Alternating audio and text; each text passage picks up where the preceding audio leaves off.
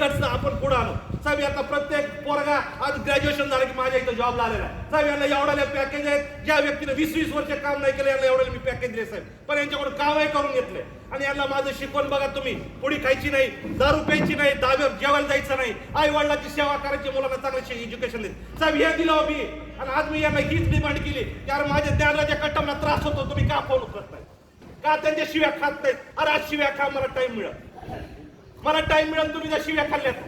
कारण का ते लोक व्हायबल होणार नाही, ती लोक व्हायबल व्हायला लागली. तुम्ही लोक फोन उचलत नाहीत, तुम्ही लोक त्यांच्या समोर येत नाही. अरे आज आम्ही त्यांच्या समोर येतं. आमच्या घरावर दगड फेक झाली, 4 महिने मॅडम बीडमध्ये होत्या, पण आम्ही मागे नाही हटलो. आम्ही त्याला एकच म्हणलं, या लोकांचं देणं यांनी आपल्याला प्रेम लावलंय, दगडा खा पण तुम्ही बीड सोडू नका, बिलकुल बीड सोडू नका. मग काय अडचण या लोकांनी तुमच्या शिव्या खायला पाहिजे साहेब. नाही तर तुम्ही व्हायबल झालाच नसता, बिलकुल झाला नसता. आज मला त्याचा पश्चाताप होतोय. या टीमला मला बोलायची इच्छा नव्हती, पण मला SP साहेबांनी सांगितलं, शिट्टावाने सांगितलं तुमच्या टीमला बोलवा साहेब. मी काय काय काय केलं नाही साहेब या लोकांसाठी, मला सांगा तुम्ही साहेब. जे एवढं ऑफिस उभा केलंय, आज त्या चेअरमन केबिन मध्ये मी बसलो नाही साहेब, कधीच बसलो नाही मी. आणि हे मी तुम्हाला दर वर्धापन दिनाला सांगितलेलं आहे. मी फक्त माझं कामच केलं. मिटिंगच्या वेळेस मी मिटिंग घ्यायचो साहेब, 4-4 तास त्यांना मिटिंग मध्ये सांगायचो काम कसं करायचं तर, आणि तिथून पुढे मी खाली यायचो. आणि आज मी कामच करतोय साहेब, बिलकुल काम करतोय. मला वाईट वाटतंय. आज डॉक्टर हरकुट बोलले साहेब, डॉक्टर हरकुटच्या भावाकडे माझं 4 कोटी रुपये लोन आहे साहेब. माझं 4 कोटी रुपये लोन आहे.